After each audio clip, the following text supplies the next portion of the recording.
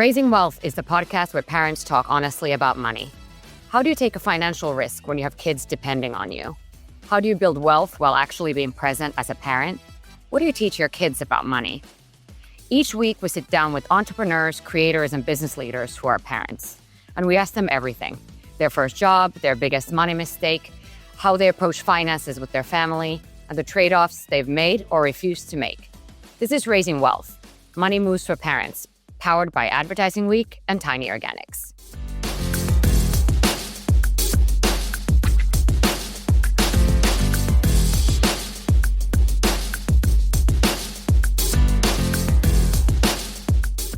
Today, we're here to chat with Kimmi Chex, a sports broadcaster, media personality, and entrepreneur who's built a standout career at the intersection of sports, culture, and business. You may know Kimmi from her work with NFL Media, where she's a regular on NFL Network platforms, covering everything from fantasy football to the league's biggest moments, including the Super Bowl, NFL Draft, and Pro Bowl. Kimmi is also a mom of two, and we're excited to hear her honest perspective on choosing the right opportunities, building sustainable wealth for her family, and defining success on her own terms. Thank you for joining us, Kimmi. Thank you. Thank you guys for having me. Excited to be here. You have a dream job for so many as an on-air host and media personality, and we'd love to hear you walk us through how you had this meteoric rise. How did you get to where you are with such a high visibility career? Give us the story. Okay, I'll try to be as succinct as possible, which is funny because I work in TV, but I'm like the most long-winded storyteller in the entire world.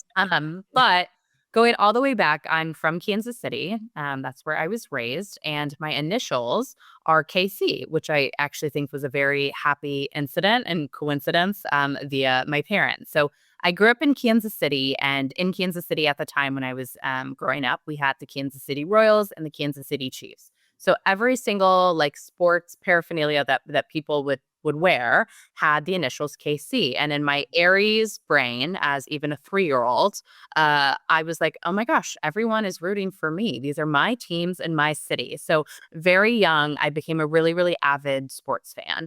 At 3 years old, I had no idea what was actually going on, but it was something that I recognized was like kind of the building of camaraderie for this community that I was a part of. And my stepdad at the time, prior to now having DJs in stadium, the Kansas City Chiefs actually had an in-house house band called the Tony DePardo House Band. And as a part of my stepdad being a part of that band, we got tickets to the games. So I would go and be in this incredible stadium where everyone's rocking KC, which I thought was about me. And I became completely obsessed with football.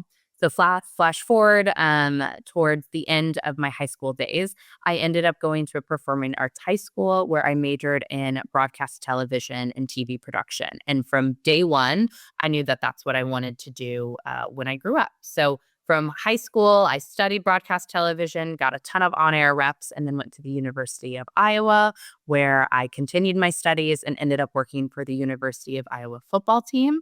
After I graduated college, or even in the midst of my senior year, I did a 6-month interview process with the NFL for what they call their junior rotational program, which is where they hire a handful of recent grads for a 2-year stint as fully vested full-time employees that they rotate between departments every 6 months. So at the time of when I was just applying for any and every single job that I saw on the NFL's website, I didn't quite understand the weight that that program carried internally at the league.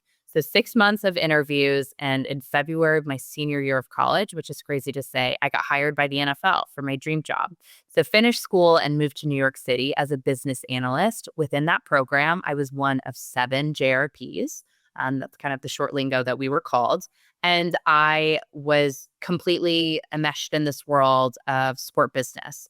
I still had a huge passion for being on air, but I also knew I had a passion for understanding the league and arguably one of the most powerful sport leagues in the entire world. So I started in international media and business development, doing things that I had never even dreamed of doing or even could conceptually understand at the time, which now is really fun. I worked on our international media rights.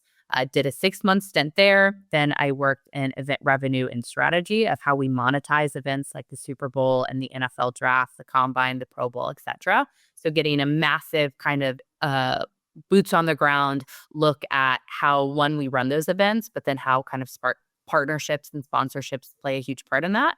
And then I begged and pleaded with HR to send me out to Los Angeles. And because as a part of this program, you kind of work in step with HR, where your long-term goals within the league are and what opportunities exist. So we have the opportunity to work across the NFL league office in New York, but also opportunities to go out to NFL Films, NFL Network, and NFL Media in LA, our international offices, or any of our 32 clubs. So you kind of like got this incredible opportunity.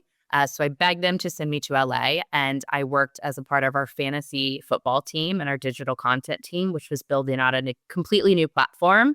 And that was kind of like the story from there. I had an incredible boss and producer at the time. They were starting a new digital show, and they knew that I had on-air experience. And one of the talent on our show went to London for 3 weeks for our international games, and there was a hole. And this producer, Justin Harvey and Rick Savage, two incredible people who I still like hold so close in my heart, gave me a shot to join our digital show for 30 minutes once, and they never took me off. So I ended up leaving the JRP program early after a little under a year and a half, and signed my first on-air talent contract at 22 with the NFL and NFL Network, which is insane.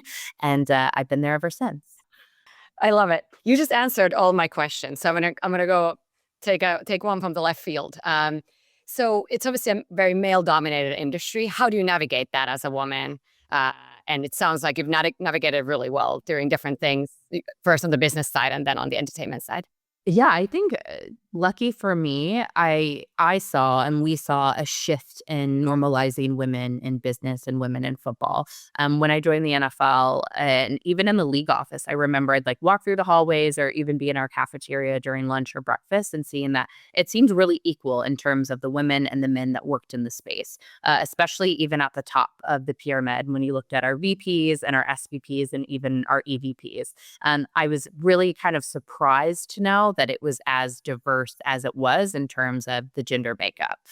It was different from coming from the college football space, where I loved working for the football program at the University of Iowa, but the women were very much in administrative roles. And then the men were the coaches, are the ones who kind of like ran the program. So it was, me and all of my colleagues who coincidentally were young women. Like we were the ones who it was very normalized to be like the administrative secretaries and the ones kind of doing the grunt work from an administrative perspective. And I completely saw a shift in that once I joined the league. I think the NFL has been really smart and intentional in having equal opportunities and understanding that the fan base of the NFL itself is changing and becoming more diverse. So therefore, our workforce should mimic that. I know it's funny, and I'm obviously from Kansas City, so I love the Kansas City Chiefs, and I do a lot of work from them on the side. But I think the Taylor Swift effect of football has actually like become a thing. And, I know that maybe there's a subset of people who want to roll their eyes at that, but understanding that young girls are paying attention to the game, I think it just better underscores the fact that women should work in football. We deserve having a space in football, and that shouldn't be pushed aside. So that's kind of the business aspect. On air, of course, there are both men and women on air, but it is threading a fine line every single day of always ensuring I'm right, because we are the very first ones to be ridiculed. I know if there's an instance where I like mispronounce the name or I get a name mixed up, which absolutely anyone can do, and my male colleagues do the same, I'm the one who's given so much more slack as opposed to the men, because there's still that disparity and I think a sexism that exists within the space. So every single day is, kind of overcoming that challenge. But I do think it's become way more normalized to be a woman in football, a woman in kind of the business of football, and understanding that when you flip on a TV or when you're emailing an executive, it's very likely that it can and should be a woman, because it's an equitable space for everyone. That's fantastic to hear. And, women make so many of the financial decisions as well. There's a lot of purchasing power within women. So I love your comment about Taylor Swift as well. So let's go back to the beginning. So what was your relationship with money like growing up? And what did your parents teach you, either directly or just by example? We'd love to hear. I hope my parents don't besmirch me for saying all of these things. But my relationship with money growing up, I think I had no concept of what not what money was. I think I understood what it was, but what money is in regards to running and maintaining a household, especially as a parent. I grew up obviously in the Midwest, and I think it was fair to say we are very like lower middle class. I don't think we ever struggled to put food on the table. I never struggled for opportunities or for clothes. I think my parents were so intentional in insulating me from that, but also in providing me all the things that were necessary for me to thrive. But now, as a parent myself, I understood that that came at the expense of so many of their own opportunities and kind of a prioritization of what they had to make sacrifices for me to then thrive. But being kind of lower to middle class, I was never really taught a lot of the financial skills and finesse that now myself I would like to kind of have for my family and for my children. So I loved my family. I loved my upbringing. I think I had every single thing and more that I needed to thrive. But my entire worldview on money and kind of financial literacy has completely changed. I think that's also a consequence of being raised by a Black mother and generational wealth not necessarily being something that my family had. Her parents worked really, really hard to give her life. My mom and my dad worked really hard to give me my life. So it was kind of an understanding that in order to live, you have to work. And in order to work, you also have to make a lot of sacrifices. So I think that was kind of the lens at which I grew up. And I didn't realize much of that until I became a parent myself. This is why we're doing this show, is exactly we want more women to talk about money. And yeah, so thank you for sharing that. Of course. How did your family respond it looked like you were in a business-focused job and something maybe more traditional, and as you transition to an on-air personality, it becomes part of entertainment. You're in media personality. Sophia and I have non-traditional jobs as well, and I think with that comes some calculation of your income risk. It's not the same kind of traditional job path that we would think. How did your family respond? Did you make any kind of risk calculations when you made that move? No, I probably should have thought about my risk calculations way more now that I'm in the position I'm in. But my family was always so insanely generous with being really, really, really like my biggest cheerleader. My dad passed away when I was 10. So then after my dad had passed, I was raised solely by my mom, who is incredible and still to this day, obviously my mom, and we have such a close relationship. But my mom was always, I think because money was never a part of the conversation, or money was never something where a lot of value was held, I never felt like I had to make that risk assessment of what I wanted to do. It was always, you should go chase your dreams. I support you no matter what. And as your dreams manifest, there's probably going to be some financial upside. But when I got my job at the NFL, even as a business analyst, where now it felt like a lot of money. But now as I've gotten older, I'm like, I was just barely surviving in New York City. My first salary at the NFL was more money than my mom made.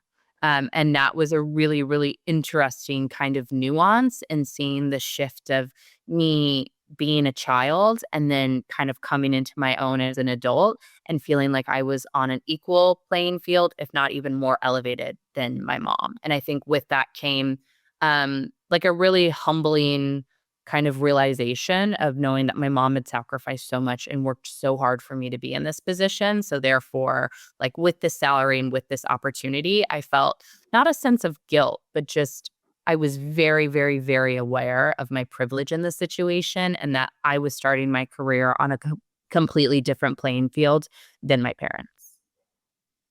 Right.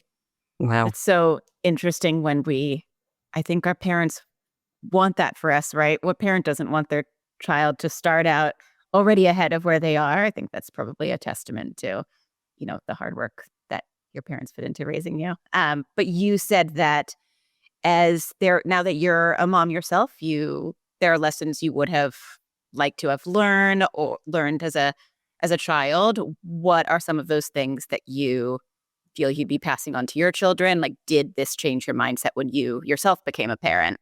Oh my goodness, it completely changed my mindset. One, because kids are so expensive, as we know, and like just to maintain a lifestyle that's conducive for raising children, right? Like in our most ideal world, it's you want to buy organic food and you want to have the best things in your home and you want to make sure they're Montessori toys that aren't made up of a million chemicals. Like all of these calculations that you take in for wanting to be a present parent, but a parent who developmentally supports your children, like that comes alongside money.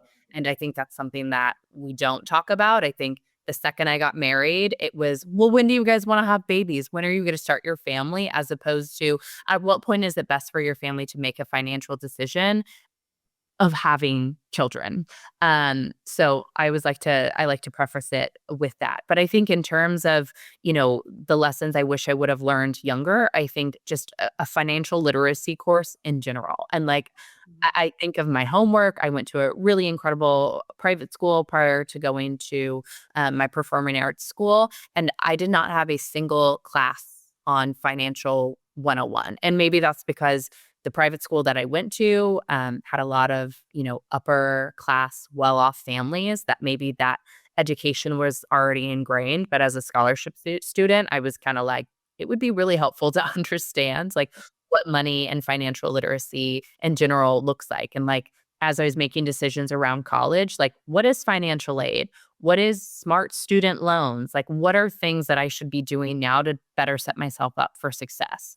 I think because of my parents' financial situation, I didn't have a credit card or even like have an understanding of what a credit card meant or like building your credit until I was in college.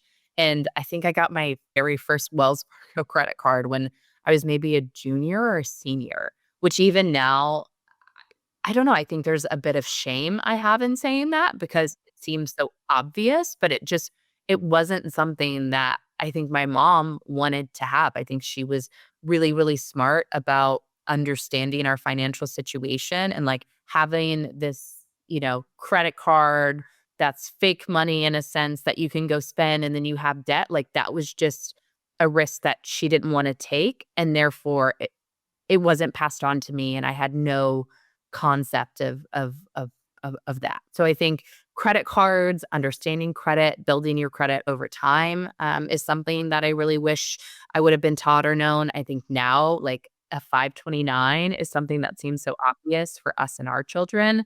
But that was something that I didn't have. Like there are all these things that I think unfortunately come with having parents and families who have smart financial kind of literacy that there's a huge gap. And the delta in that is really disappointing. And I think it, unfortunately, people of color, women, like we're just not taught those things. And that therefore just kind of creates more of a divide as we get older. Oh, absolutely. I'm from Finland originally, and in Europe, sometimes I feel like talking about money is almost like a taboo. You definitely wouldn't ask for someone's salary, but I come from an academic family and similar thing where very smart family, but it just wasn't in our conversations growing up. So very similar experiences to you. I want to ask you this because you're a mom of two. I have an 8-month-old at home, so it's also I want to hear Oh, your answer to this. congratulations. Thank you. That's why when you said, kids are expensive, I'm like, or like, when is the right time for your family to have a kid from a financial perspective really resonated. But I wanted to ask you, like, what does balancing your career and wealth building and being present as a parent like look like in your life? You also recently said that your job no longer defines you after you gave birth or you had a child. Like, I would love to unpack that a little more. Yeah. Oh my goodness. I think I worked so hard to try to get to where I was, and I was always so insanely career focused. I knew I wanted to be a mom, but I didn't know when that chapter of my life, was going to come. I had no idea of when I would find my partner. Like it wasn't something that I was actively looking for. I knew that in my 20s, I would be grinding, I would be working, and I worked my ass to get there. So getting my job at the NFL, I thought I would be head down in this role for a very, very long time until this next chapter came. And I think inherently, especially once you get in the media space and even those like in quotes an on-air personality, even that kind of like term makes me cringe. but that's my own thing I need to get over.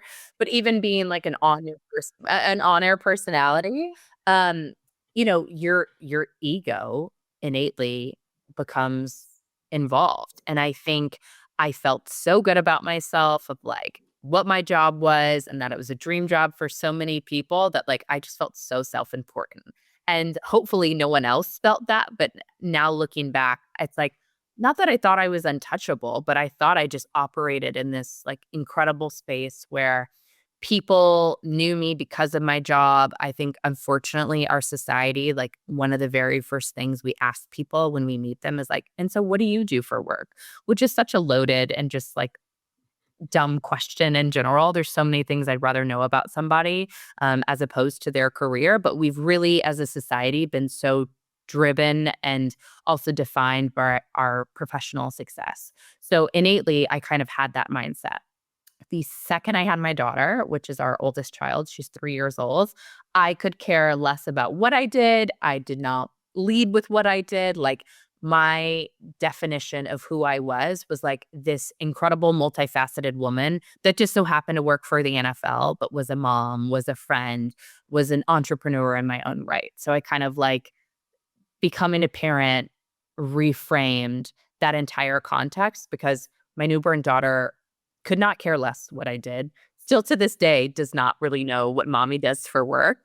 And it's not something that needs to hold as much weight or importance on who I am and how I show up in the world. So that's kind of there's that side of it. In terms of making kind of an assessment as to how I could be a businesswoman and how I could have this career and also be a mom, I think maybe I was just so lost in the sauce of like love and feeling so lucky to have, and find my partner that I genuinely like, I don't think I really stopped to understand the implications of what starting my family meant. I had an incredible agent, my very first agent, Kristen Bredis LaFemina, who is a mom of two herself. She was really, really, really strategic with me, but not in a way that she did the things behind the scenes, and I'll explain what I mean. So I signed my first contract when I was 22, and it was a very short deal. I think it was a 2-year contract. And then when my contract was coming up for renewal, she negotiated me a 4-year deal with the NFL, which in terms of broadcast is a pretty long deal. Normally you see kind of like 2-year deals with a third-year option. So to have a 4-year deal set in place, she said to me, she goes, Kim, I know you. I know how happy you are. I know how in love you are. I want to ensure that you're protected contractually because my assumption is that you're going to have kids pretty quickly. And again, I'd never had this conversation with her, but like she just knows my personality. She knows my husband and I.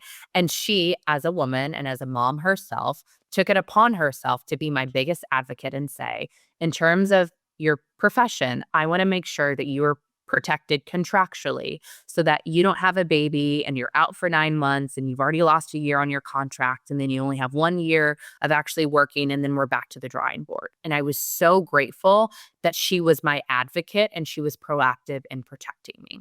So all of that is to say, with a 4-year deal in place, I was so happy and lost in the sauce that pretty immediately after getting married, I was lucky enough to get pregnant and had my first child and went on maternity leave. And only until after my maternity leave or when I was coming back, I realized like, oh, wow, I don't want to say, did I make a mistake? Because my children were never a mistake, but did I fully understand what being a woman is in terms of pausing your career to prioritize being a mother? And I know, and I'm so sure you guys have had this conversation with others on the podcast and even with yourselves and with friends and family of like the disparity between men and women having children and having conversations around their career could not be more stark. And that was the very first time that I felt that weight of like, oh my goodness, I did this thing and by no means do I have a regret, but is this going to come to bite me in the butt down the line when I'm assessing my career and being considered for future opportunities? Sophia and I have many times over the years, we've been co-founders for years, have had this conversation with each other about our choices about having children or not, how much of that was impacted by what we saw for ourselves in our career, and was that right or not? And I don't know if we came to a right answer. Like, our lives are great and we're happy with how they are, but had our careers been at a different place, would we have made different choices about when we had kids or not? I don't know. What do you think, Sophia? Yeah. Yeah, I definitely agree. And it can be really scary to feel like after you have a baby that for a moment you're like, do I care about my career? Am I still ambitious? All these questions that you kind of maybe because it's such a big perspective change and nothing will matter more than your child ever. So I think these are really kind of those big questions that, and to your point, women feel much more for many reasons. Yeah, and I remember also, like, even, after I had Wilhelmina, our daughter, like, when people would have questions with my husband and I, it was always like, "Well, Kim, are you gonna go back to work? Like, well, what are you gonna do now?" And it was never a question to my husband of like, "Well, are you gonna go back to work?" Like, has being a father changed your perspective? Like, do you still have that drive? And it was really interesting to see that up close and personal, and I don't think people ask that question to be adversarial or even understanding that what they were asking was so insanely loaded. But from that immediate second that I had my first child, it's like I was seen in a completely different way. And that was something I was proud of, but also really disappointed in because why is it this brave thing to have a child and also want to have a career? Like that's still something that I kind of struggle with a lot. Yeah. Well, this is a good segue to the next question we wanted to ask you. Just about trade-offs, if you feel like you've had to make trade-offs or you've refused to make any of them, like what are some things that come to mind? I'm sure there's some things, obviously, because our lives changed after we have children. But I'm curious. For me, it would be like I used to be a big night owl. Now, obviously, I'm tired, so I don't really go out nearly as much. But wanting to make sure still that your whole life doesn't change, right? That there's enough time for, in your case, you and your husband and friends and family and all that stuff. But yeah, curious on how has it manifested for you? Yeah, it's so interesting, and you both are just catching me at such an interesting kind of time in my life and career, and just kind of the start of a new year of really kind of feeling like I have a blank page in front of me and what I want to do and what I want to dream to be one day. I'm right kind of at the center of finding that mission. But I think in terms of trade off, like my husband and I have a 19-year age difference, which sounds crazy. And Carolyn's met Jason before. But if you were to meet my husband and I, like he is way more energetic and is probably more social and more fun. And I'm like the old soul who's like homebody. And, I'm like, I feel like I'm the older one and he's the young fun one. But the trade-off for us and for me is we decided, to have children pretty quickly after getting married. So I feel like it was something that now I'm realizing more. I was just in New York visiting some friends.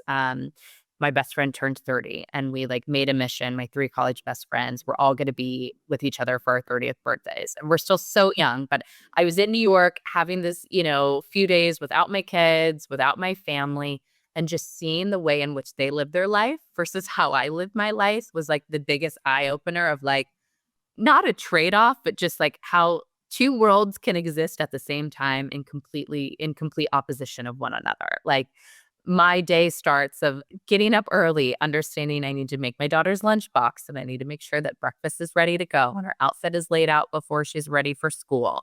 And what is my daily schedule? And then get my son up and then get her dressed. And it's like it's the matrix of every single thing that a parent does to make sure we're out of the door and dropping her off at preschool on time.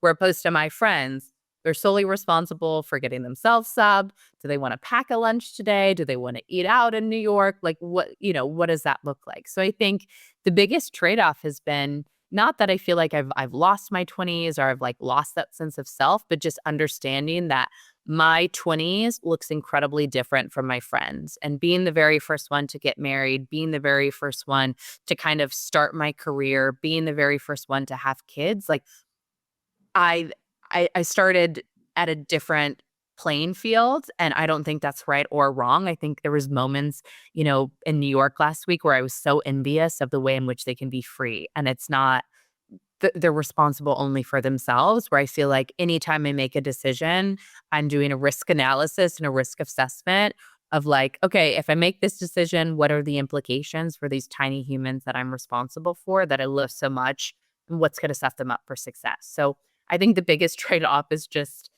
my life right now, which I love and I'm so happy I have it, but it's been really interesting to kind of see that disparity up close and personal in juxtaposition to these big milestone moments like turning 30 or like having these big birthdays, and seeing where my friends are at and the decisions they're making versus the decisions I now weigh on a daily basis. That's really interesting. And also, you are a young mom, considering I think the average age, especially like in the big cities, is like, and I was 39 when I had my first. So, like but I think you're spot on. And when you have your child, has such a big impact on how you feel about it as well. Of course, we'll always love them more than anything. But yeah, 100%. I very actually interesting. I like being a young mom. My mom was 37 when I was born, so I always kind of thought that would be the norm, or that would be kind of the same timing cycle that I would want to mimic, because my mom was still so present with me.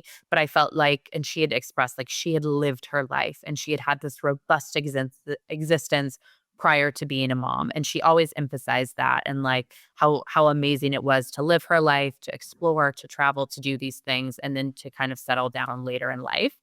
So then, I had my daughter. Oh my goodness, I think I was 25 or 26 when I had my daughter. It like all blurs because I also had my babies back to back. So I also get my age mixed up, which is kind of bad. But I was so young having my kids, but I love that because I feel like there's still an ability for me to reinvent myself if I want to reinvent myself, and not feel like I have to weigh the decision so heavily, as opposed to, if I was a bit later in my career. My favorite type of person is a woman, meaning older woman, meaning maybe 40 plus, who has grown kids or maybe young kids, but who doesn't give an F and just like doesn't care, like has lived enough life and gone through enough things where she's just a fabulous, and yeah, doesn't take S from anybody. So, Yeah, that's my but goal, yeah, and I joke with my friends too. I'm like, I am gonna be like the cute, fun young mom at drop off, and my kids are gonna be like in middle school and in high school and completely self-sufficient. And then you guys in juxtaposition are gonna be like in diapers and sleep schedules and swaddles, and you will be jealous of me. So while I may be in it right now, I'm gonna get the last laugh in a few years. fair enough. My stepson Miles is 25 years younger than me, so about the same as you. So when he's 18 and we're 43, you get like several decades to just hang out, Yeah. is the Yeah. plan. I'm like, and that's fun. That's like such a privilege in and of itself. And of course, there's so much nuance that goes into starting a family, and, how kind of lucky we can be in terms of, if we want to start our family, ourselves, and go through, getting pregnant, if it's something that, if you want to carry your child yourself, like there's so many different journeys of surrogacy, IVF, stepchildren, like all of these things. But I think whatever chapter, however you get there, is really special, and there are pros and cons to each, and it's what's meant to be is going to be. And I think that's the motto and the mindset that even I've taken as a parent. Absolutely. Um, okay, we're gonna get tactical now. So, so beyond your work, in entertainment, have you thought about, or are you diversifying kind of revenue streams for yourself? Investing, partnerships, things like that. How do you think about that?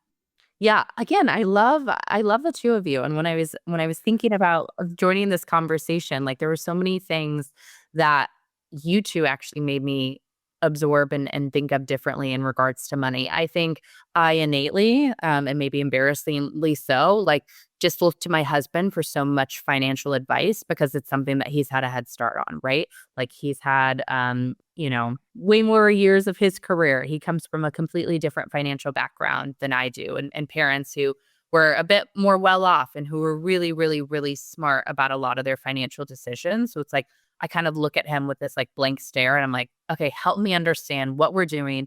What is our diversified portfolio? Like, what even is a wealth advisor? Like, there are so many things that I didn't understand until stepping into a marriage, that I, again, can be kind of embarrassed to admit. But one thing that we actually just had a really intentional conversation about was that I need to have an understanding of money and our financial situation without my husband's input and without him in the room. Like, I think, regardless of how people's partnerships are kind of made up, in my case and what I've seen kind of with a lot of my friends is that the men have been the dominant ones who make a lot of the financial decisions in terms of their wealth, right? Women have a lot of the purchasing power for the household in terms of groceries, what we put in our house, what are the clothing for our children, like kind of what's the everyday makeup of running a household. Whereas the men get the privilege of like, okay, well, how are we smart around our taxes? How are we smart around kind of building wealth and understanding kind of,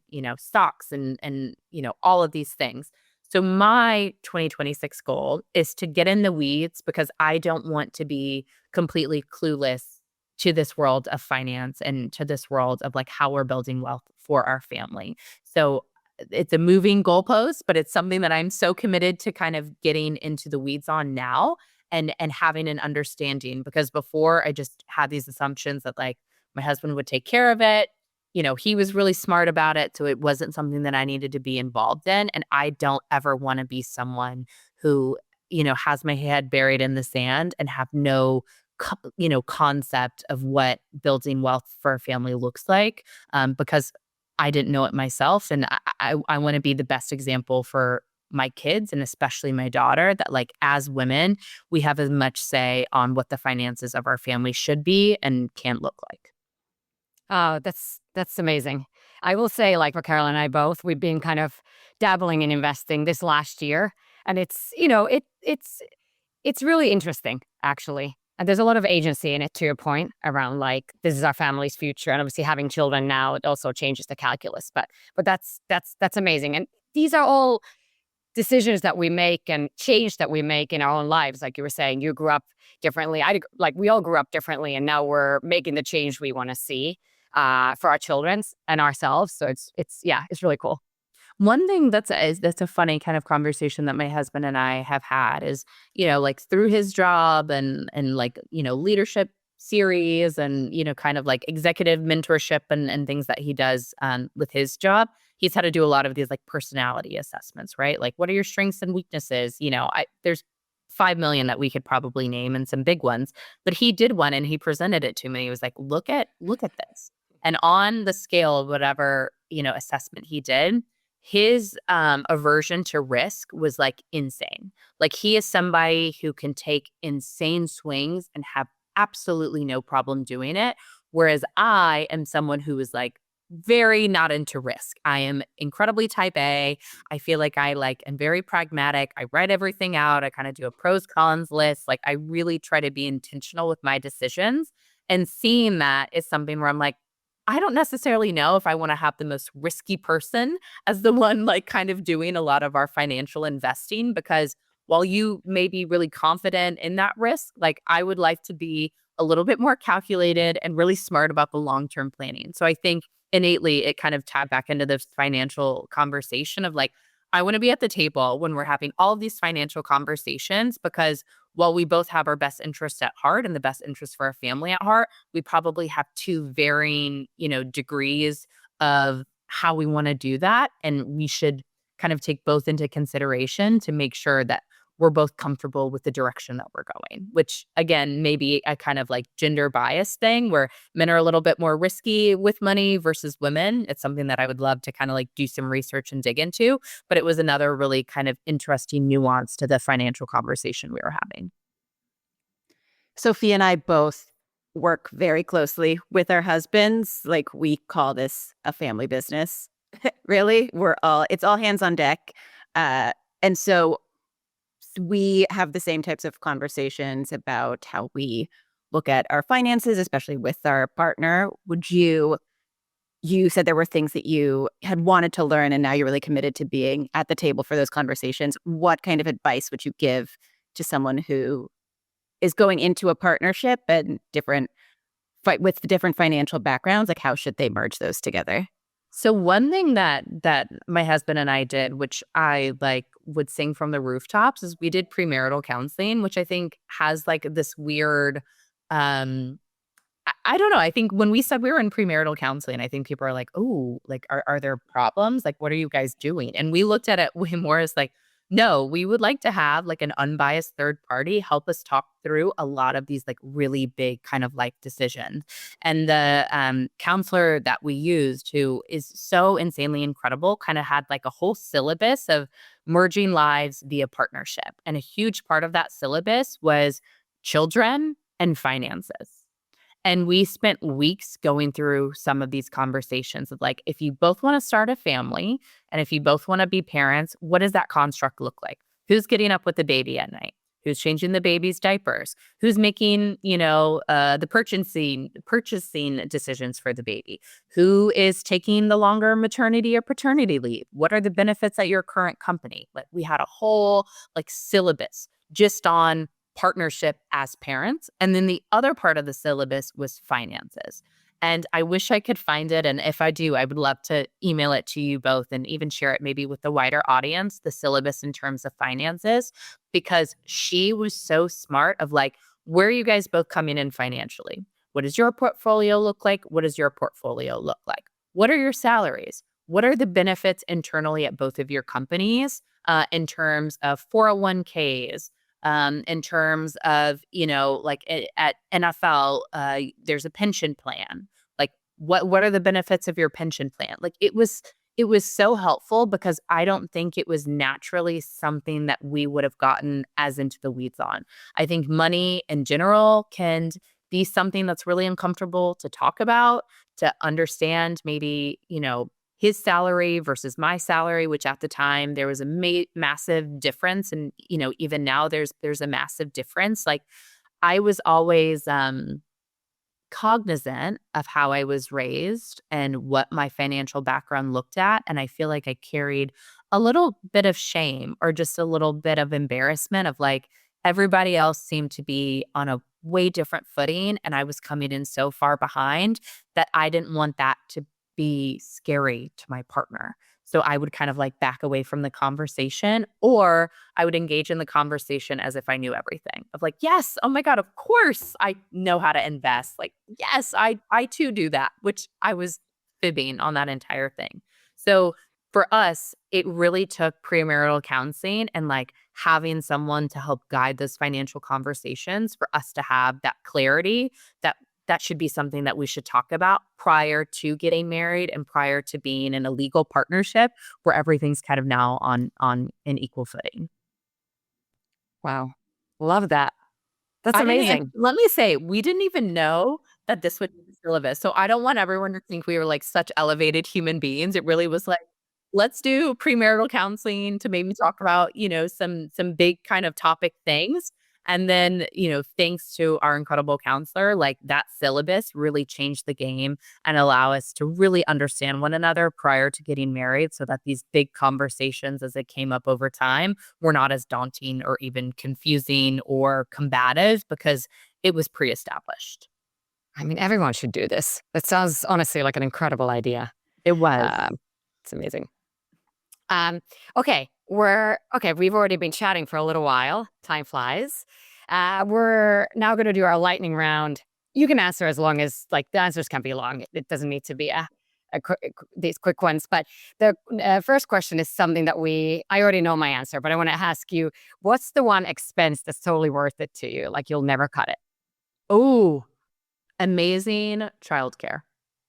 Our nanny is like end all be all, incredible, and is genuinely like the foundation to our household success. And spending the money on someone who's qualified to help be in partnership with raising your children is so insanely important. And I think it is the number one expense that I would never get rid of. And it's a massive expense and something that means other things have to, not be on the table in terms of just, liquid spending. But I cannot sing from the rooftops enough. Like that has been so important for our family to function and our kids to get a really, really incredible education from the day that our nanny was brought into our lives. 1,000% same answer. I Yes, exactly.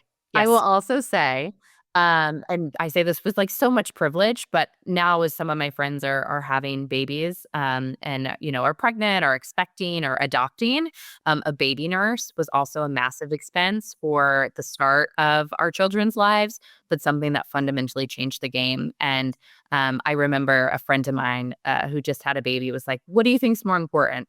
All these items on a baby registry or having our friends and family contribute to a baby nurse fund?" And I was like, "Get the baby nurse fund. Put the onesies and the bibs aside, like, get the baby nurse fund because it will make your life so much easier." So under the umbrella of childcare, those 2 things were expenses that I don't even look at them as expenses, like, those were lifelines to our family functioning and really set the foundation, for us to thrive as a family. Absolutely. And we really believe like a lot of the postpartum anxiety and depression symptoms come from just purely a lack of sleep. So that help. We probably had our night nurse maybe a little too long, story for another day, but could not agree with you more. Absolutely. And I think to your point, we are privileged in these big cities too, in the US. Like in Europe, no one had heard about a night nurse. They're like, that would be a great idea. And I'm like, it's the, yeah, nobody, at least in Finland or even in London where I visited briefly. I think also like if a government could subsidize some of this, like it probably won't happen, but I think their birth rates would potentially be higher as well if there was more support for moms, as we know.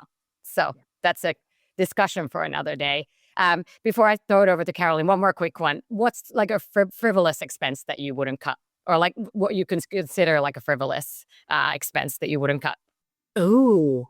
I'm, like, trying to think of what would be considered frivolous No, I in mean, not even frivolous, but like say you want to get a coffee every morning from a certain place or something. Okay, I'm just okay. always curious about maybe a daily habit, maybe not frivolous. Mine is, like, getting my nails done. So Yeah. simple, but, like, getting that me time for me is great, and, I'm like, gel nails are now very expensive in this economy and in this world, but I'm like, that is $110 that I will continue to spend every 2 to 3 weeks because it's also me time and investing in me, and I'm like, if I can look down at my hands while I'm making food and dinner for my family and running around and in the mud with my kids and feel good about it, like, I'm gonna do that. That's amazing. The gel lasts longer, so really you're actually saving. You're so you know what? It's an investment. It's an investment in myself, and I am saving. It's girl math. You're right. It is. Uh, Tell us, what was your very first job you ever had? Ooh, oh my gosh. Technically, the very first job I ever had, I think it was a babysitter. Like, I always just loved kids. So I was a babysitter starting really young, like probably, I don't know, like maybe even 8th grade or my freshman year. Like, I remember getting dropped off to go babysit. That was my first job, and how fitting. It worked. How much money did you make as a babysitter? Oh my goodness, maybe $10 an hour. Like, maybe $10 an hour, which at the time felt like a lot of money. I remember I'd get, like, my $50 and be like, "Oh, I am rich today. This is big money." When I was 16, I got my first job and I worked for the city where I'm from, and it was a high school representative, and the minimum wage was like $7.25, I believe.